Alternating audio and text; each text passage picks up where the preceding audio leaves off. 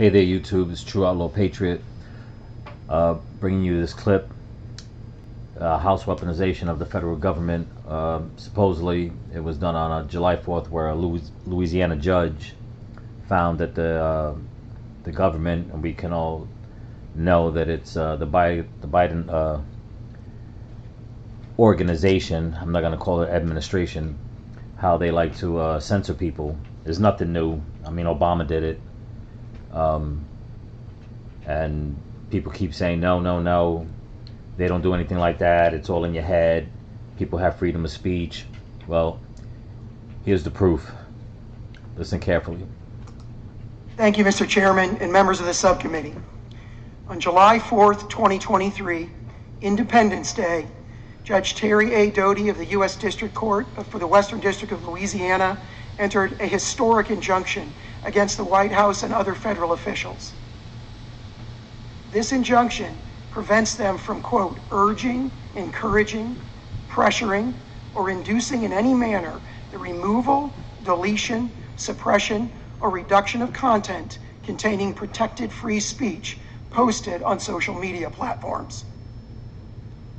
Judge Doty's opinion contains 82 pages of detailed factual findings, supported by 577 citations of the evidence, which is drawn from roughly 20,000 pages of the federal government's own emails and communications with social media platforms and 6 full-length depositions.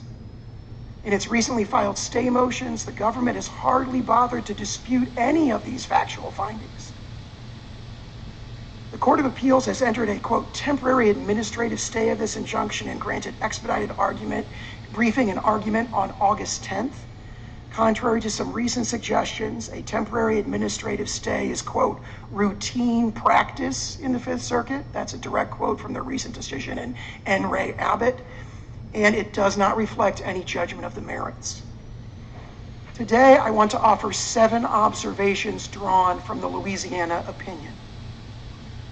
First, the Louisiana court found, based on overwhelming evidence, that federal officials are the cause of the censorship of the viewpoints they disfavor. Did you guys hear that? Whatever they don't like that you say, they do everything in their power to censor you. On Twitter, Facebook, YouTube, Instagram, TikTok, wherever they can ban somebody, they will do whatever they can to ban you.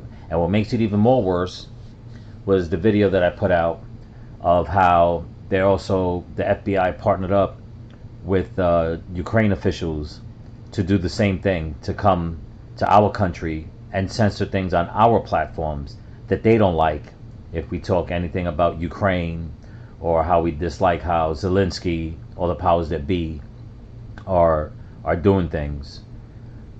Let it be known that it's nothing new, but it just seems like they just ramp it up every time there's a Democrat in office.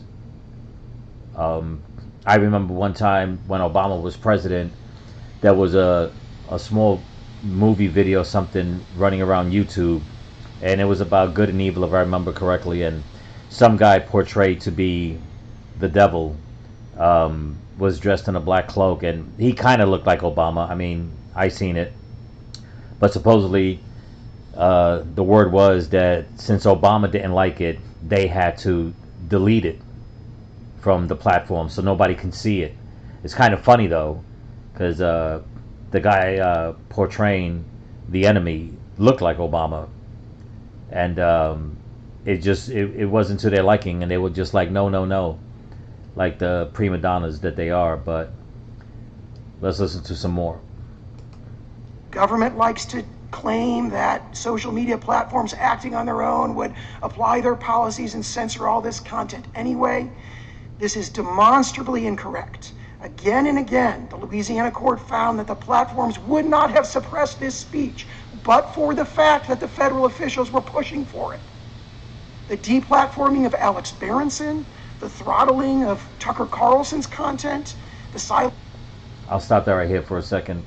And that is true. I mean, after Tucker got the papers of January 6th, I should say the videos of January 6th, Um, I mean, there was an uproar by the left, and not too long right after that, when he was putting out proof that Nancy Pelosi's daughter was the one filming inside, invited her daughter to start filming everything that was going inside, like if it was a staged movie.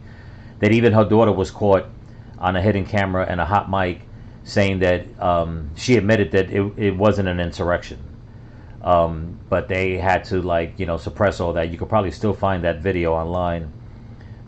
It's funny how they do things, and then they try to turn the narrative around and make it seem like it's everybody on the right that's doing it or putting out false information. If I remember correctly, it was the Biden administration that wanted to start the disinformation campaign, and they wind up trying to get some kind of branch made, to have people out there policing so-called disinformation because of what was going on at the time with COVID and all that. But here you go. This guy's got some points going on, so let's listen. Of the so-called disinformation dozen, which includes Mr. Kennedy, the suppression of much of the so-called borderline, which is, quote, often true content on Facebook's platforms, the censorship of the Hunter Biden laptop story, and much more. All these were suppressed because of the efforts of federal officials. Second, the scope and reach of federal censorship is staggering. As the Louisiana court repeatedly found, it affects, quotes, millions of social media posts and speakers all across America. It affects virtually every American who reads, listens, engages, or posts on social media about great disputed political and social questions that federal censors have stuck their fingers into.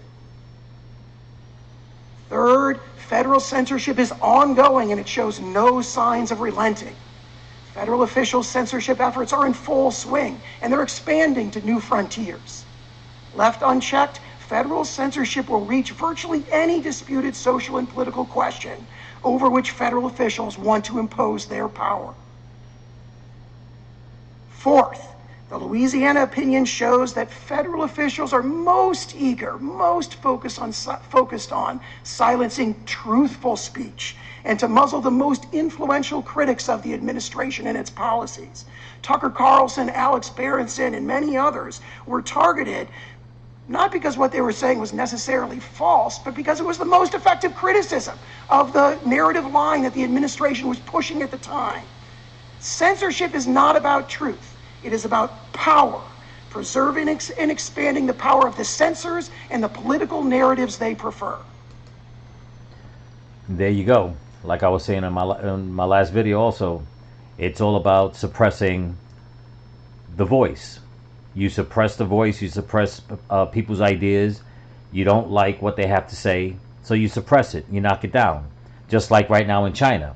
China has their own version of TikTok, and they govern their people to only be on it for a certain time. They govern what is on TikTok as opposed to the TikTok we have in America that is just flooded with all kinds of chaos.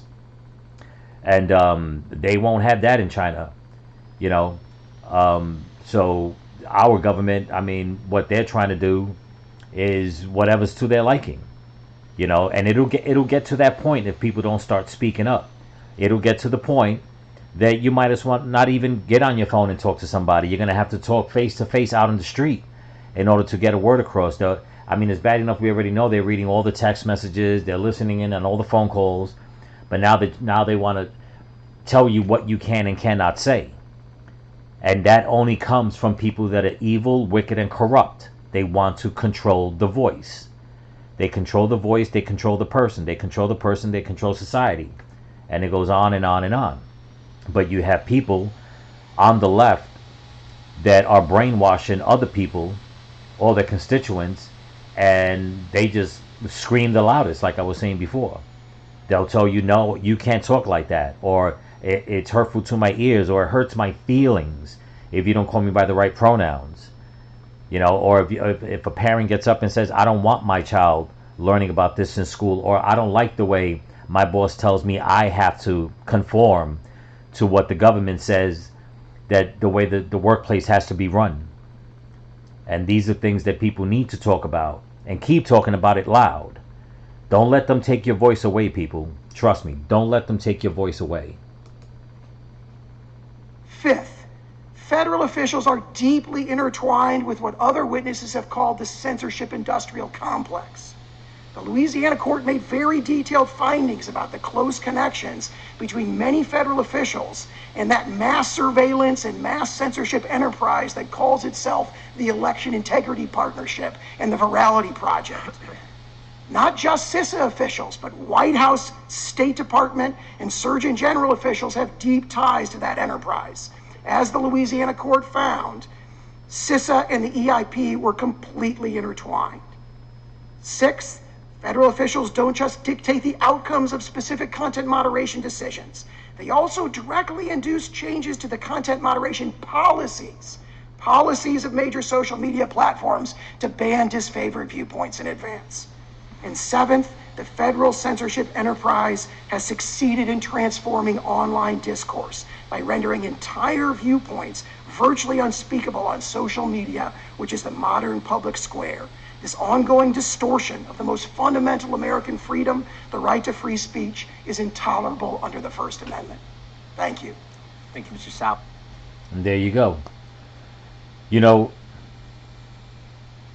Mark Zuckerberg has been known to supposedly donate, I think it was $700 million to the Democratic Party, which is totally illegal to even donate such an amount of money, but he was protected. And Facebook is one of the first ones to take down people's posts, to block them, whatever they don't like. You can't talk about COVID. You can't talk about China. You can't talk about Obama. You can't talk about Fauci. You can't talk about Biden. Whatever it is that they disagree with, they take it down.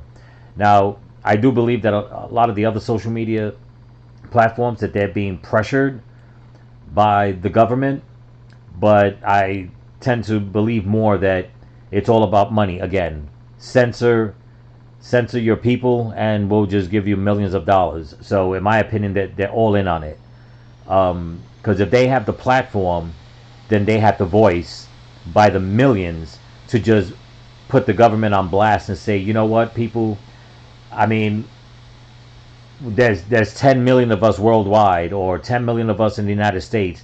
I'm going to put out a disclaimer that the government is trying to, stop us from having, our freedoms of freedom of speech. But no. So I think that they all gave in on it. I like the fact that Elon Musk bought Twitter. It's been more open. I like the fact that Trump started Truth Social. I've had no issues whatsoever on Truth Social. You could pretty much say whatever you want, short of threatening somebody or making up lies or screaming fire in a crowded movie theater, because that's what freedom is all about. You have the right to speak your mind, whether somebody likes it or not. It doesn't mean you got to agree with them, and it doesn't mean you have to get mad at them. Everybody, has a voice. And this is where people really need to not be afraid and say what they got to say. If you feel it's going to hurt somebody, then rethink it if you need to. But don't ever feel like you can't say what you want to say. There's a right way of saying things and there's a wrong way of saying things. And that's what a lot of people need to understand. But in this day and age, the left always has the wrong way of saying things, but in their mind, it's right. And that's just ignorance, plain and simple. And that's where people that I've noticed more and more people on YouTube and on all the other social media platforms that are speaking up. And they have massive followings by the hundreds of thousands, some of these people, sometimes a couple of million. And that's a good thing because they're speaking truth and people are listening. People are paying attention. And there's many, many YouTube channels opening up every day. I mean, you just go down the list and it's just brand new people that just want to speak the truth. Because, like I said before, if you just speak the truth, then things will get better. We can't keep letting society just live on lies. A boy is a boy and a girl is a girl. Let's just start there, if need be. Or the fact that, I do believe that the 2020 election was stolen. I don't see what's so wrong with people just saying what they want to say. If it's true, it's true. If it's not, it's not. Plain and simple. But nobody has the right to shut somebody down just because it doesn't fit their narrative. So, again, this is True Outlaw Patriot. Just trying to get my channel going and get some information out there. If you like it, please thumbs up, subscribe, and remember, stay vigilant, keep praying, and keep praying for each other. Peace.